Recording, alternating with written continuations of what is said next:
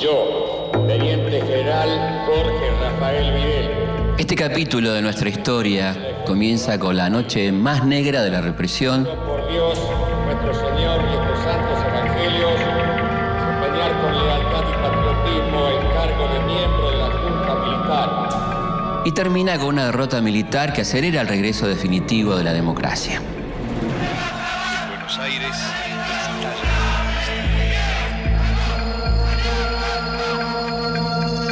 Pero antes hagamos un pequeño repaso, recorramos un poco la línea de tiempo.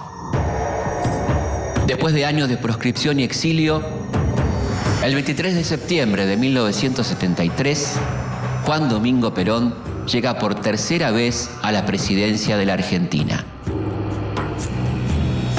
muchos trabajos que hay que realizar, pero si los argentinos me ayudan, será mucho más fácil y más corta la tarea. El 1 de julio de 1974, la esperanza del pueblo peronista comienza a apagarse. Con gran dolor, debo transmitir al pueblo el fallecimiento de un verdadero apóstol de la paz y la no violencia. Pero el gobierno ya no es el mismo sin Perón. Con su partida, parece haber sido el único líder capaz de conducir a la Argentina en tiempos revueltos. En las últimas horas del 23 de marzo de 1976, la situación ya está definida. Se pone en conocimiento de la población que las operaciones de control militar Comienzan los años del proceso de reorganización nacional. se desarrollan conforme a los planes previstos.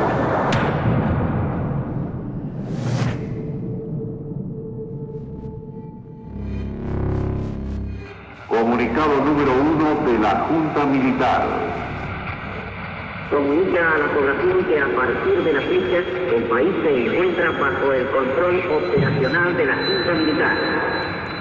El 24 de marzo de 1976, un nuevo golpe cívico-militar asalta al poder. Pero esta vez es un golpe distinto a los anteriores. Se recomienda a todos los habitantes el estricto acatamiento a las disposiciones y directivas que emanen de autoridad militar, de seguridad o policial.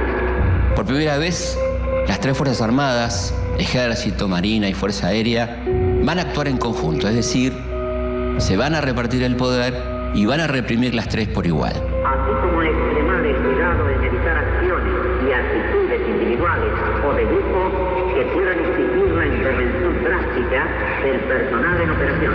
Firmado Jorge Rafael Videla, Teniente General, Comandante General del Ejército.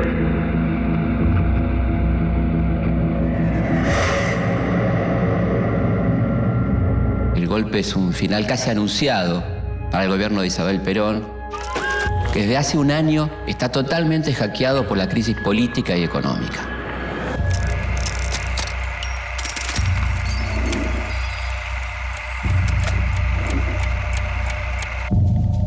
El golpe cuenta con la complicidad de varios sectores civiles, como la sociedad rural, grupos empresarios y financieros, el sector más conservador de la Iglesia Católica y, por supuesto, el apoyo de muchos medios de prensa.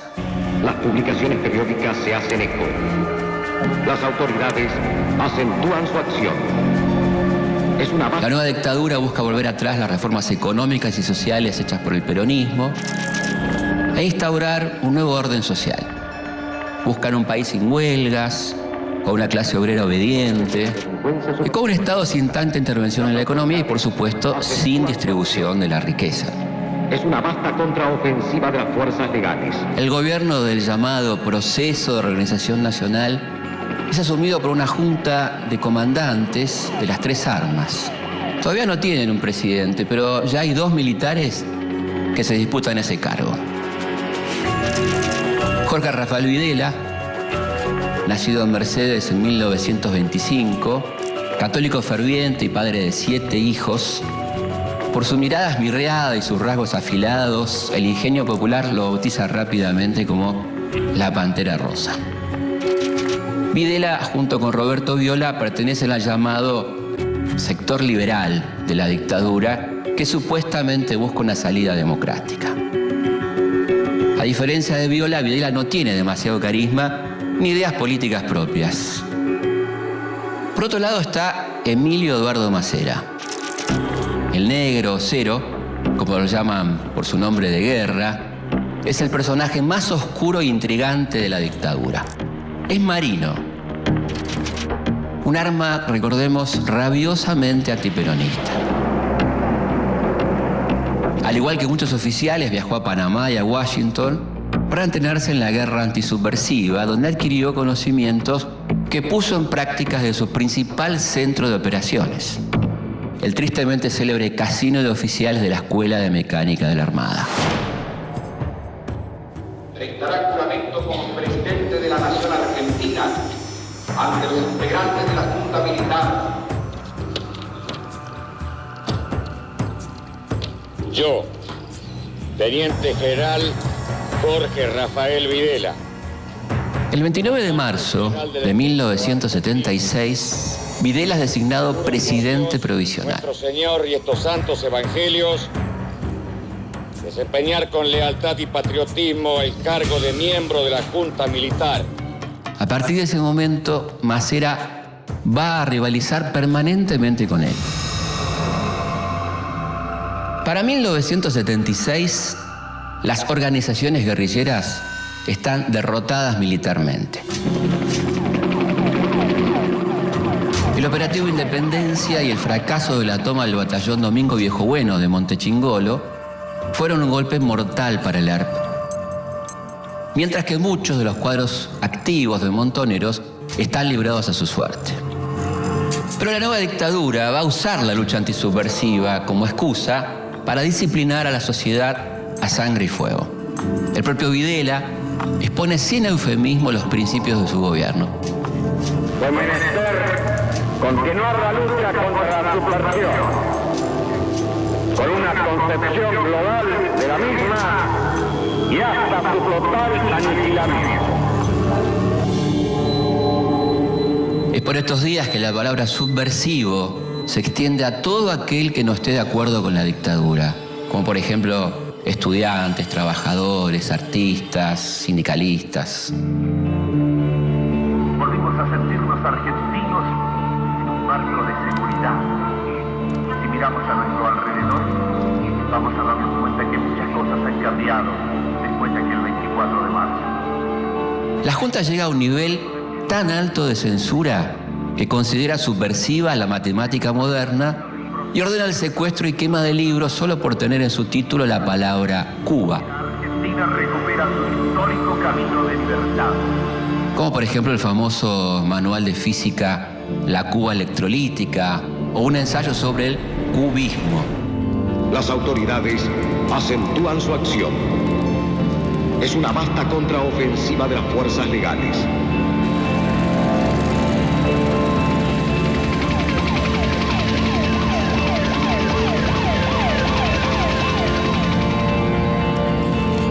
El horror ha quedado atrás. La sociedad argentina pasó una durísima prueba. Ha llegado el momento de ganar la paz. Para ese momento, Chile, Uruguay, Paraguay y Bolivia también se encuentran bajo dictaduras militares, cuyos oficiales fueron entrenados por comandos norteamericanos y franceses. Comme toujours, les termes du problème sont primo, l'adversaire, secondo, les moyens de le détruire. Este entrenamiento incluye la instalación de campos de concentración clandestinos, donde se secuestra y tortura a los detenidos. Antes del 24 de marzo de 1976, el desencuentro y los intereses de sector fomentaban el desorden y la anarquía. Usted lo vivió. Recuerde y compare. Para llevar adelante este plan, la Junta Militar divide el país en distintas zonas, subzonas y áreas. En las principales guarniciones militares, comisarías y edificios de las Fuerzas Armadas se montan centros clandestinos de detención, con salas de tortura y amplios espacios para alojar a los cientos de secuestrados que ingresan todos los días a la feroz maquinaria represiva.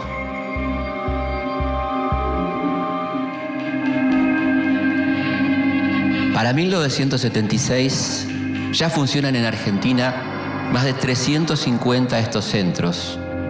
Los más activos son la Escuela de Mecánica de la Armada, el Vesubio, la Perla, la D2 de Córdoba y la Escuelita de Famaillá en la provincia de Tucumán.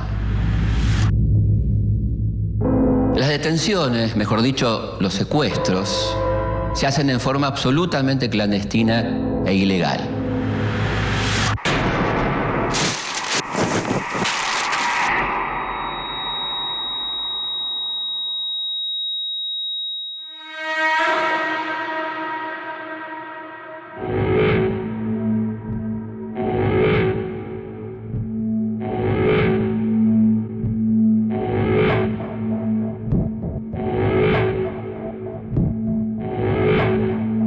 Grupos de tarea secuestran a los presuntos subversivos en sus hogares, lugares de trabajo o en la misma calle, muchas veces a plena luz del día. Antes de efectuar el operativo, los jefes de grupo piden zona liberada para no cruzarse con la policía u otras fuerzas de seguridad.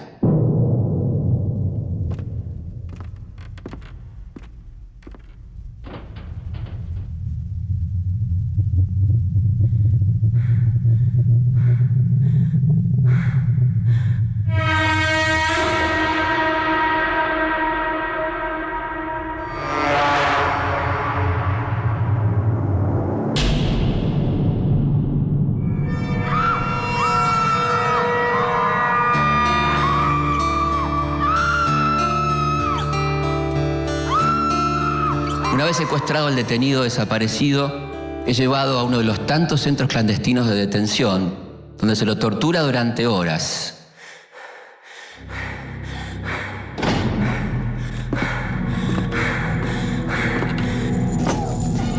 Si no te gusta que la gente esté contenta, si no te gusta ver feliz a los demás, tírate al río en la parte más profunda y después cuando te hundas, si quieres poder gritar. Si no te gusta que otros sonrisa de la voz te hace mal, tírate al río en la parte más profunda y después cuando te hundas, si quieres poder gritar.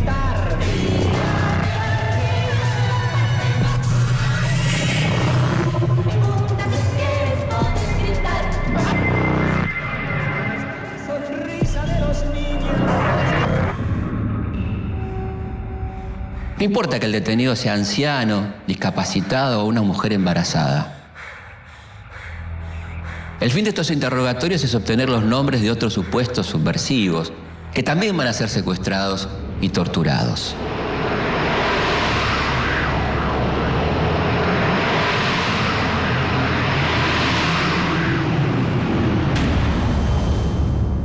Mientras se dedica a torturar, matar y asesinar, la Junta Militar busca instalar el miedo y la desconfianza en la sociedad.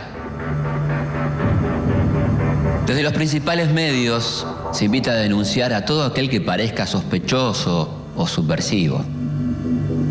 Esta campaña no solo es reproducida por los medios estatales, sino que cuenta con el apoyo de reconocidos diarios, revistas y periodistas con una muy reconocida trayectoria.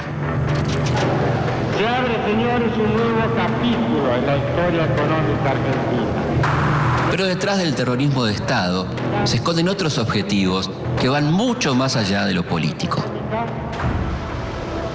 Para dar paso a la liberación de las fuerzas productivas.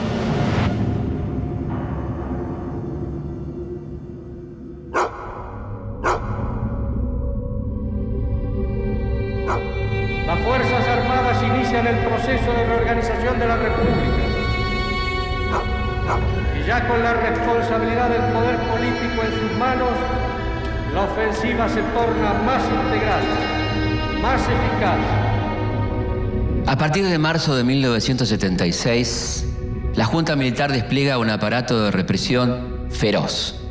Y la Fuerza Aérea y la Armada, que ya conocían en carne propia las heridas de esta guerra impúdica, acentúan su participación militar y contribuyen con su heroísmo a la derrota del enemigo. El país está bajo un estricto estado de sitio. En las calles los secuestros y las detenciones se realizan a plena luz del día. Todas las reuniones públicas están prohibidas. La cultura atraviesa un periodo de oscuridad. Nuestros mejores actores, directores, músicos y escritores están censurados. Muchos se van al exilio y en algunos casos también son secuestrados y asesinados. Ni al cine se puede ir, ya que las buenas películas están totalmente mutiladas o directamente prohibidas. Y las salas están saturadas de comedias familiares que elogian el accionar de las Fuerzas Armadas. De las cosas del pasado, no todas han sido mejor. Por eso hay que tener memoria y jamás regresar al dolor. La dictadura asalta el poder con la excusa de combatir la subversión. Pero detrás hay un plan económico muy claro. Comerciar con todos los países y proyectar nuestra singularidad como Estado soberano, sin desvirtuaciones extremistas o demagógicas. Desde antes del golpe, se viene reuniendo un grupo de economistas liberales que se hacen llamar el Grupo Perrot. ¿Pero quién es Perrot? Jaime Perrot es un abogado e intelectual que oficia como líder de este grupo que busca reestructurar la economía argentina. Uno de los miembros de este grupo es designado por Videla como nuevo ministro de Economía. José Alfredo Martínez de Hoz es un abogado y economista proveniente de una antigua familia tradicional. Su tío tatarabuelo fue traficante de esclavos, colaboró con los invasores ingleses y apoyó al virrey Cisneros durante la Revolución de Mayo. Su abuelo José Toribio fue el fundador de la Sociedad Rural.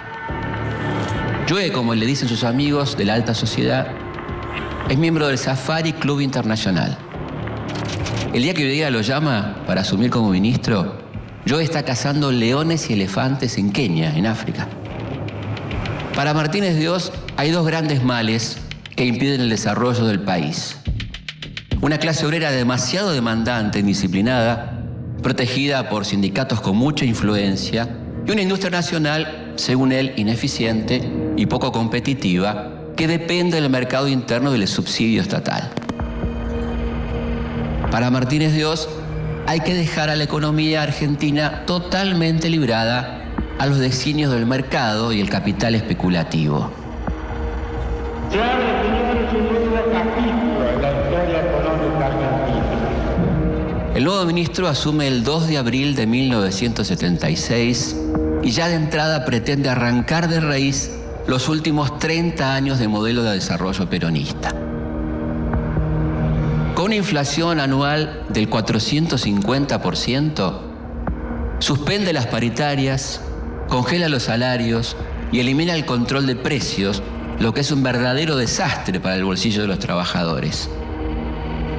También corta con el proteccionismo a la industria nacional y elimina las retenciones a las exportaciones agropecuarias, lo que por supuesto beneficia directamente a los sectores más poderosos del campo. Bajo el lema achicar el Estado es agrandar la nación, Martínez de Hoz comienza a desmantelar el sector público y para poner freno a la inflación comienza a tomar deuda y reduce la emisión monetaria. Hemos dado vuelta una hoja del intervencionismo estatizante y agobiante de la actividad económica para dar paso a la liberación de las fuerzas productivas. Las políticas brutales de Martínez de Hoz son solo posibles por el apoyo de Videla, que se siente personalmente identificado con su ministro. Un plan así solo puede ser impuesto por medio del terror. El plan económico no solo es impopular entre la gente común, sino que reaviva las internas dentro de las Fuerzas Armadas. El principal crítico en ese sector es el almirante Macera. Pero Macera no está solo. Con él está el ala dura del ejército, representado por Carlos Guillermo Suárez Mason y Luciano Benjamín Menéndez. Todos ellos dirigen los campos de concentración más crueles de la dictadura. Pero sin duda, el más temible de todos es la ESMA, comandado por Macera y dirigida por el vicealmirante Chamorro y el capitán Jorge Acosta, más conocido como el Tigre.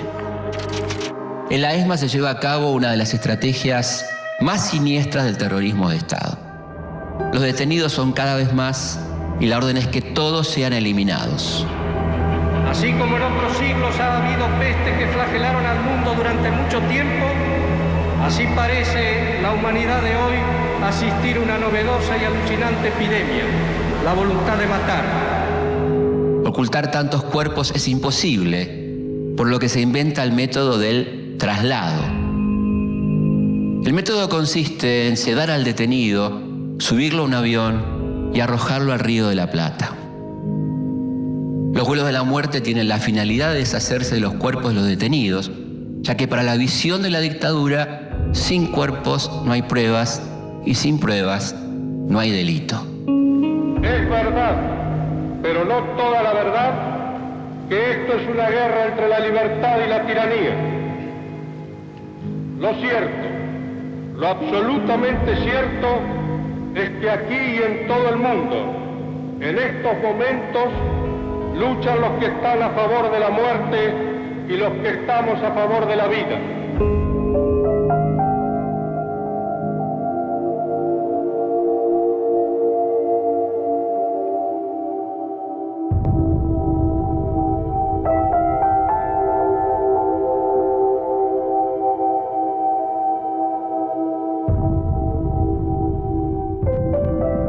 Pero a pesar del terror y la represión, un grupo de civiles empieza a romper con el silencio y la impunidad.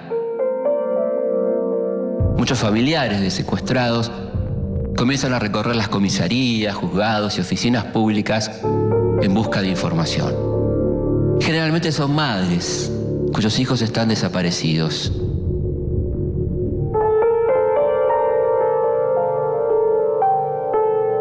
Algunas no solo buscan a sus hijos. Existen muchos casos de mujeres desaparecidas que al momento de su secuestro estaban embarazadas.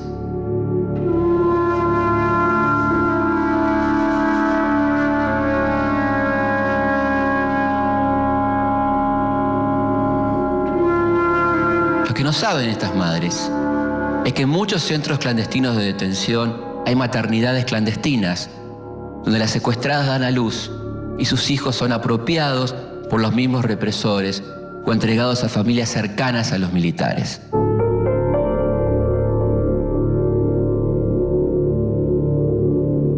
Nosotros solamente queremos saber dónde están nuestros hijos, vivos o muertos. No sabemos si están enfermos, si tienen frío, si tienen hambre. Pronto la búsqueda individual se convierte en colectiva. Mi hija estaba embarazada de 5 meses cuando se la llevaron. Mi nieto tiene que haber nacido en agosto del año pasado. El 30 de abril de 1977, distintas madres de desaparecidos se encuentran espontáneamente en la Plaza de Mayo. ¿Qué pasa, señora? Queremos nuestros hijos, que nos digan dónde están, por lo menos. Mi hijo hoy hace 15 meses. ¿Dónde están los bebés? Queremos saber dónde están. No que los liberen. ¿Por qué no nos dicen a nosotros? Vamos, señores, circulando, por favor, vamos circulando. Como las reuniones están prohibidas, las madres comienzan a moverse en círculos alrededor de la pirámide, que así nacen las rondas de las madres de Plaza de Mayo. Yo le digo, si esas madres se hubieran preocupado por sus hijos de la misma forma que se preocupan hoy, no estarían lamentando la desaparición de sus hijos. El reclamo de los familiares de los desaparecidos comienza a inquietar a los militares, sobre todo porque comienzan a recibir la atención de periodistas extranjeros. Por eso les rogamos a ustedes, son nuestra última esperanza. Por favor, ayúdennos, por favor, son nuestra última esperanza. El gobierno dice que ustedes son mentirosas. ¿Nosotros somos mentirosas? ¿Qué? ¿Estamos mintiendo de que los hijos desaparecieron? Está todo comprobado. En el Palacio de Justicia están todos los testimonios. Tal es el caso del diario Buenos Aires Herald, el diario de la comunidad británica argentina. El Herald es uno de los pocos medios que toca el tema de los desaparecidos. El estar escrito en inglés y contar con la protección de la embajada británica le da cierta inmunidad. En la Argentina de Videla, la verdad solo puede leerse en otro idioma. Pero mientras sea desaparecido, no puede tener ningún tratamiento especial. Es un incógnito, es un desaparecido. No tiene entidad, no está. Ni muerto ni vivo, está desaparecido. Y así, mientras las madres inician su camino de lucha desde el interior de la ESMA, comienza a planearse una operación secreta que va a ser un duro golpe para este grupo que recién comienza a organizarse.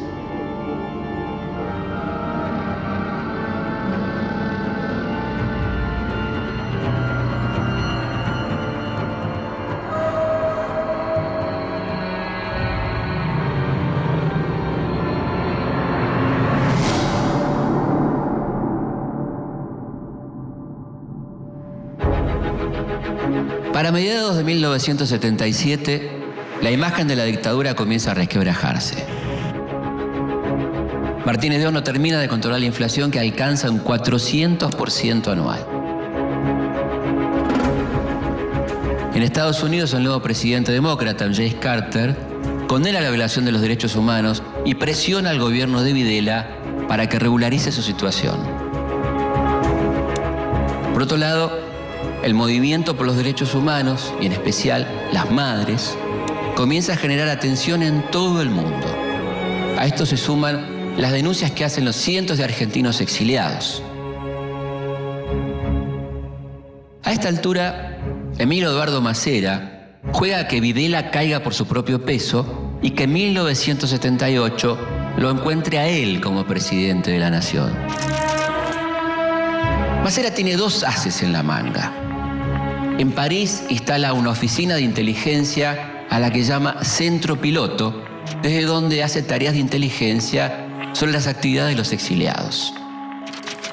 En Buenos Aires tiene un plan mucho más siniestro.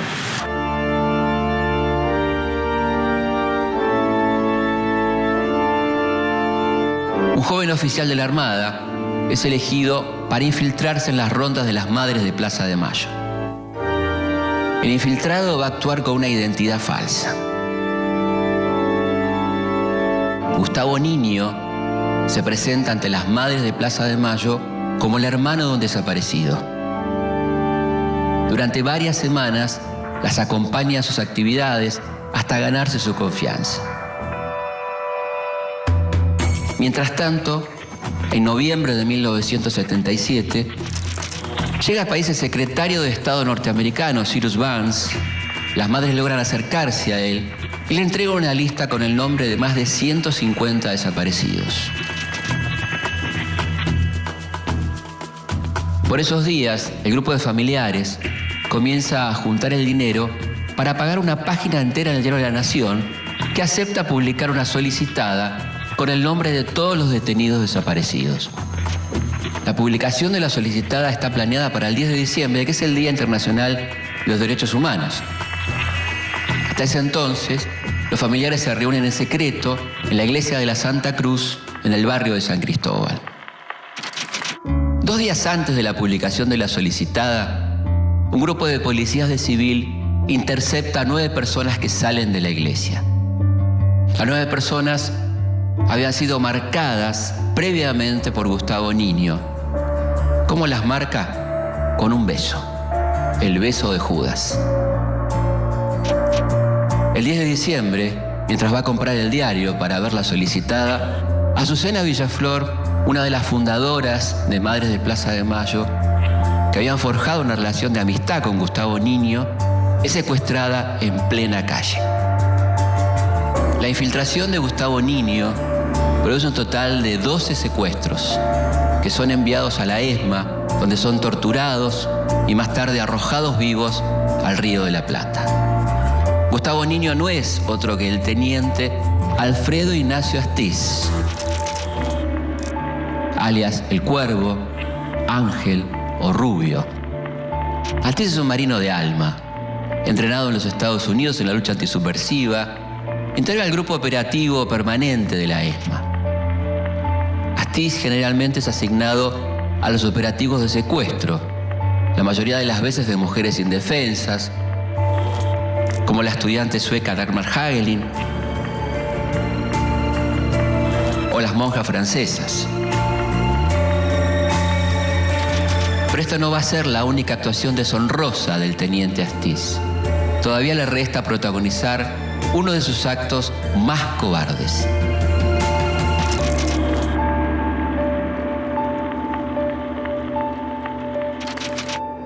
El gobierno ajustará su acción a la solución pragmática de los grandes problemas económicos. Al llegar 1978, Masera aspira a suceder a Videla, cuya política económica es criticada por todas las Fuerzas Armadas. Martínez de Hoz, todavía asfixiado por la inflación, comienza a ver los efectos de su última apuesta, la reforma del sistema financiero. Esta ley libera las tasas de interés y permite la salida en masa de capitales al exterior, hace que comiencen a aparecer nuevos bancos y financieras cuyos depósitos están garantizados por el Estado Nacional. Brindaremos a la iniciativa privada y a los capitales nacionales extranjeros todas las condiciones necesarias para que participen con su máximo potencial y fuerza creativa en la explotación racional de los recursos. Y mientras la burbuja financiera se expande, la Junta busca limpiar su imagen ante el mundo.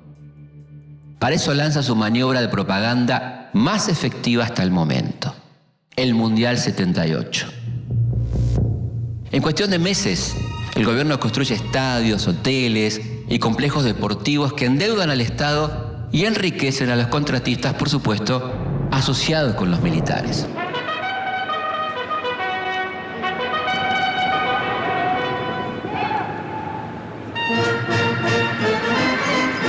Acompañados por los medios de comunicación, los militares despliegan un arsenal propagandístico para construir la imagen de una Argentina en orden, con un clima de fiesta, alejada del terror que denuncian los organismos de derechos humanos. Es la verdadera manifestación de un país que recibe al mundo rápidamente con el orden y disciplina de la conciencia y accionar.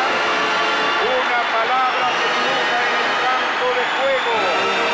Argentina 78. Con el triunfo de la selección, los argentinos vuelven a las calles. El grito de Argentina y el flamear de millones de banderas nos sirvió para descubrir que éramos y somos uno. La dictadura utiliza la alegría deportiva a su favor y exhibe las manifestaciones como señales de apoyo a su gobierno.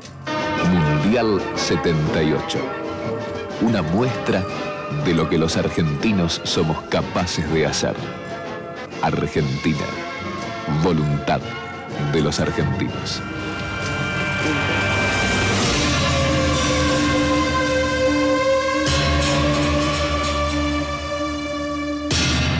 Pero la euforia mundialista dura poco.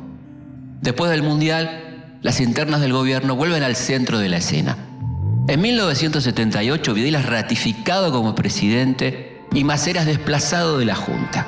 Ingresa el general Roberto Viola, que a diferencia de Masera, comparte plenamente el proyecto económico de Videla y que además busca una pronta salida política para la dictadura. Argentinos, hemos sido capaces de vencer a la insidia y al escepticismo. Seamos ahora también capaces, con la ayuda de Dios, de impulsar a la nación en pos de sus objetivos permanentes. Pareciera como si un cúmulo de energías dormidas, como si una nueva capacidad de entusiasmo hasta ahora letargada, hubiesen salido a plena luz.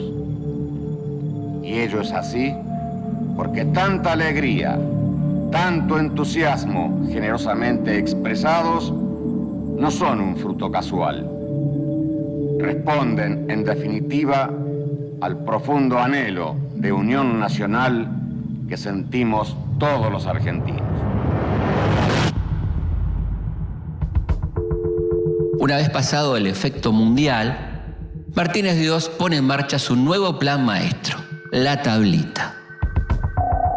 Lo que hace básicamente la tablita es fijar la cotización del dólar mediante una serie de devaluaciones programadas.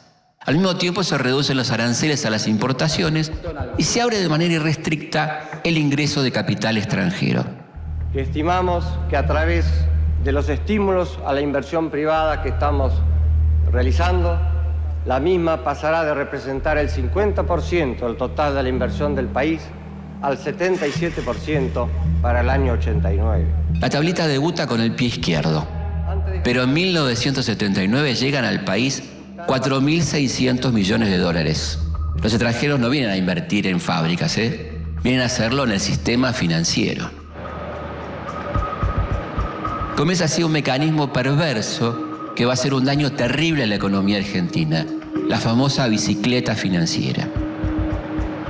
Los capitales llegan al país, acumulan intereses en cientos de bancos y financieras que se abrieron en esos meses y vuelven a fugarse al exterior.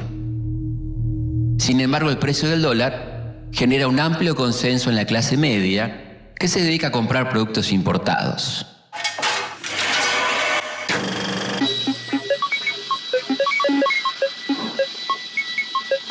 Che, Carlitos, ¿esto para qué era?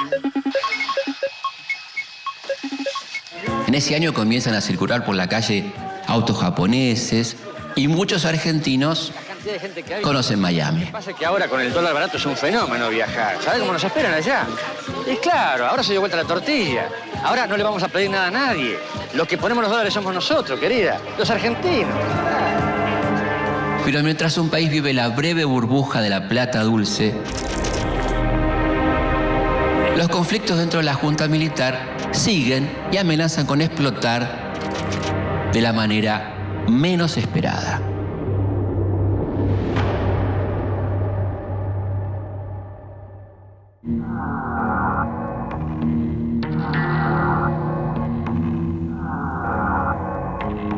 Para 1979, el gobierno militar todavía goza de los efectos de la burbuja financiera y del dólar barato.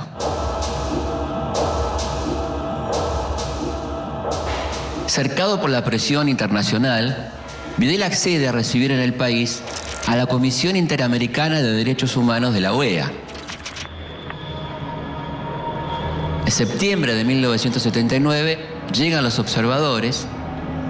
Durante su estadía visitan cárceles, toman testimonio a miles de ciudadanos que hacen largas colas para dar cuenta de los secuestros, torturas y asesinatos cometidos por la dictadura. Al terminar su visita, llevan registrados 5.000 denuncias de desapariciones. Ahí estaría incurriendo el gobierno en un acto de omisión y estaría violando los derechos de esas personas al no ejercer las facultades que tiene según la Constitución y las leyes de la República. El informe es demoledor. Para combatir su efecto, durante los festejos por el triunfo del equipo argentino en el Mundial Juvenil de Japón, la Junta reparte miles de calcomanías con el lema «Los argentinos somos derechos y humanos».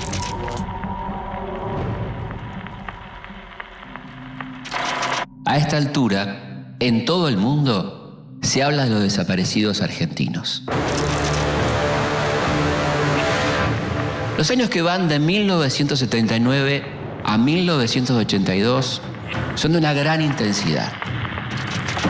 La Argentina sostiene el principio indeclinable de la división bioceánica. Para desviar el tema de los desaparecidos, el gobierno vive un viejo conflicto limítrofe que casi nos lleva a una guerra con Chile. La Argentina en el Atlántico y Chile en el Pacífico. Que se soluciona a último momento gracias a la intervención del Papa.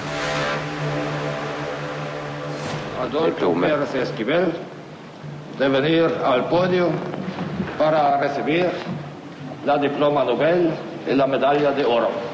En 1980, Adolfo Pérez Esquivel, un miembro del Movimiento Argentino por los Derechos Humanos, recibe el Premio Nobel de la Paz, lo que significa otro golpe durísimo para la dictadura.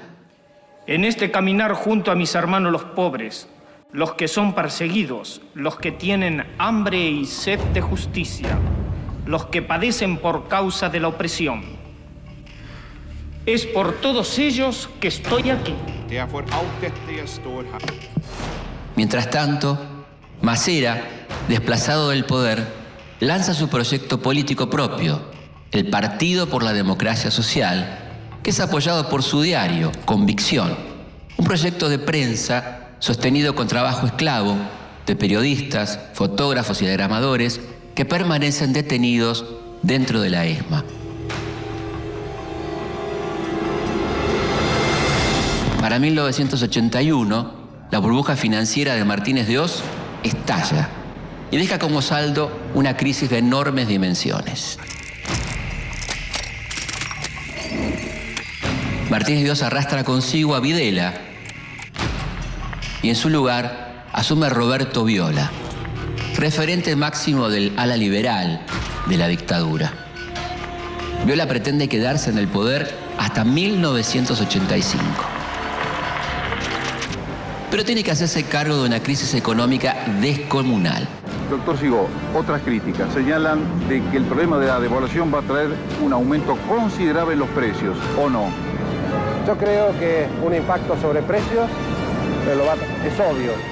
Su ministro de Economía, Lorenzo Sigó, no solo no puede controlarla, sino que la empeora. Sin embargo, el desgaste de la dictadura y la apertura generada por Viola hace que la sociedad argentina empiece a salir de un letargo de casi 5 años. ¿Qué le preocupa a usted? El país, señor.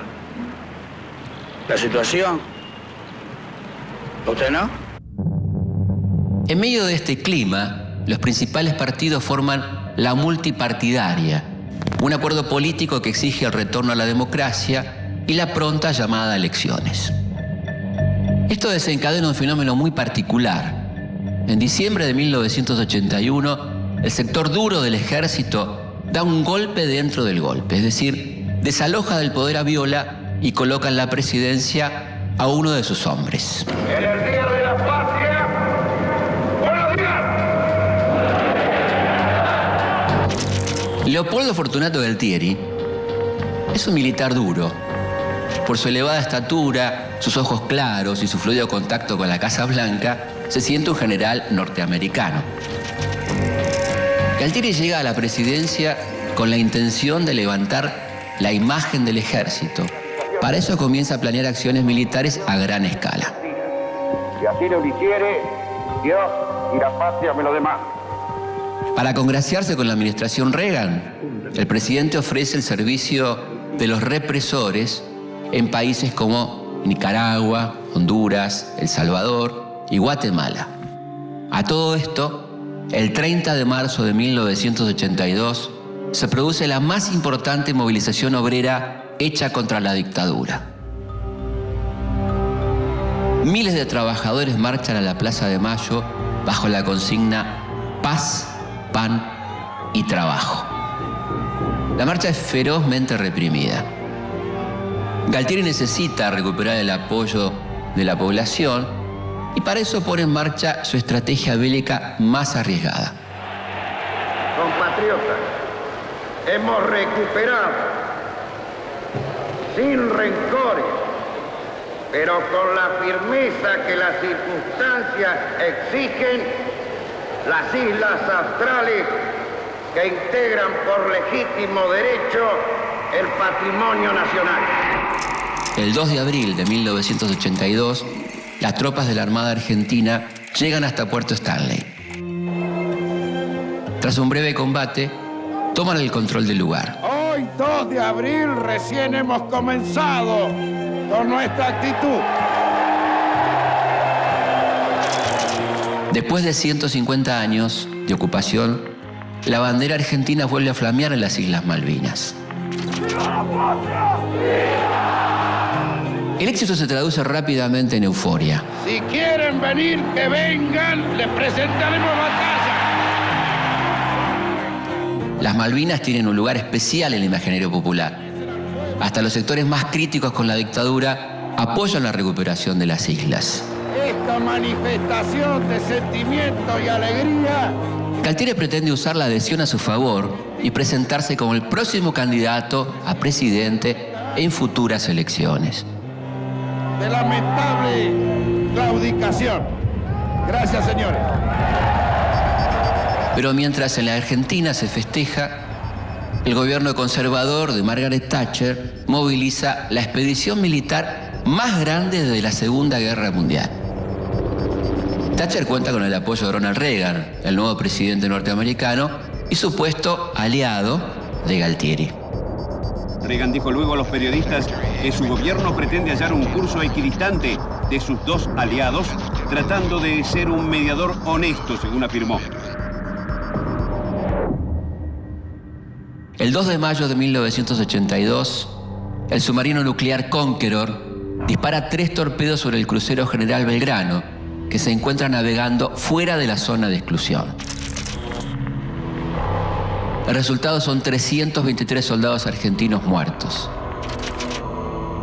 Se puede decir que es el principio de la guerra.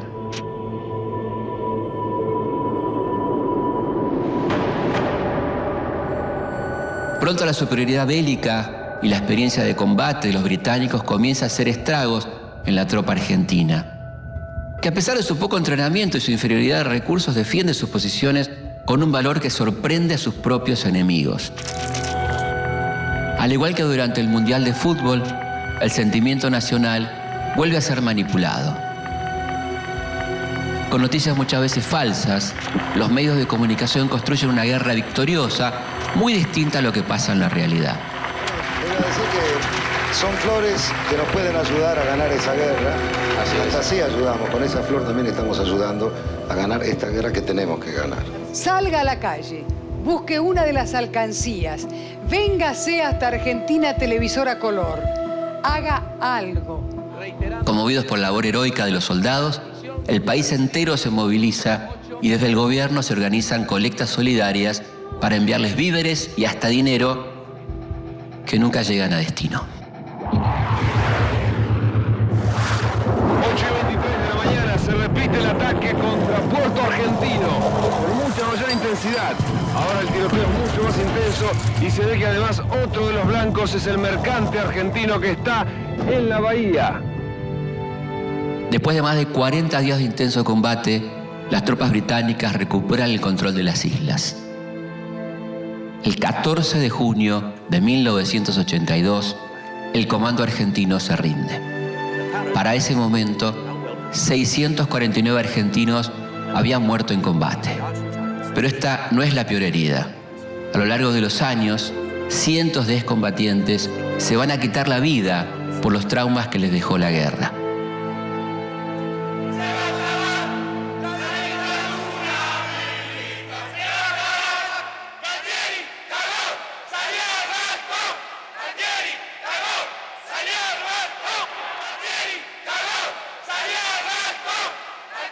La derrota obliga a Galtieri a dejar su cargo y en su lugar asume como presidente Reinaldo Vignone. Vignone no cuenta con el apoyo de la Fuerza Aérea ni de la Armada, al punto tal que ambas fuerzas abandonan la Junta Militar. Por esos días Vignone designa al frente del Banco Central a un joven economista cordobés. Se trata de Domingo Felipe Cavallo. Una de sus primeras medidas es nacionalizar las deudas de las grandes empresas privadas. El apoyo popular conseguido al comienzo de la guerra se evapora rápidamente. En las calles se puede palpar el cambio de clima. El 16 de diciembre de 1982, casi 100.000 personas asisten a la Marcha por la Democracia convocada por la multipartidaria. La respuesta del gobierno es la represión. Pero hay una realidad que Vignone no puede ignorar. Es así que en los últimos días de 1982 anuncia el llamado a elecciones. La fecha elegida para los comicios es el 30 de octubre del año siguiente. Después de 7 años de represión y silencio, la política vuelve a las calles. Los militares aprovechan la situación para intentar su última jugada. En los primeros meses de 1983, Vignone decreta la destrucción de todos los archivos que existen sobre el secuestro, la tortura y la desaparición de personas.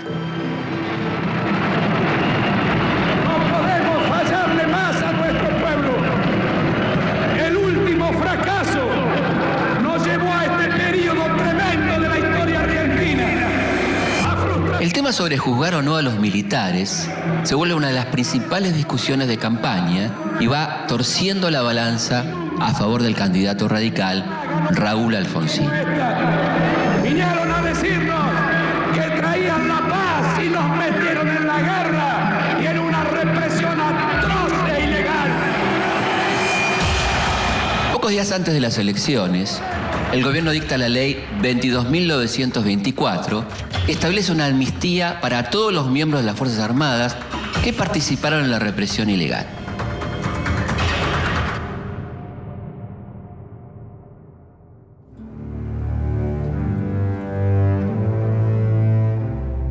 A pesar de este intento por mantener la impunidad, el camino a la recuperación de la democracia ya está iniciado.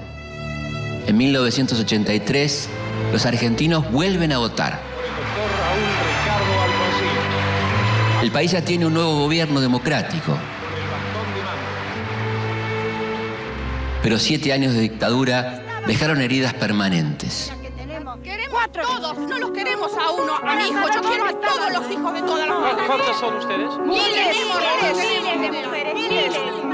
miles en todo el país, miles. 30.000 desaparecidos, 700 muertos en Malvinas, la industria nacional herida de muerte, la riqueza cada vez más concentrada y una deuda externa multiplicada por 6. Queremos saber dónde están. Nos han quitado lo más preciado que puede tener una madre, o su hijo. Angustia porque no sabemos si están enfermos, si tienen frío, si tienen hambre. No sabemos nada. Y desesperación, Señor, porque ya no sabemos a quién recurrir. Es por eso que podemos decir que los años de la dictadura fueron la noche más negra de nuestra historia. Muchas de sus consecuencias las vamos a terminar de ver 25 años después.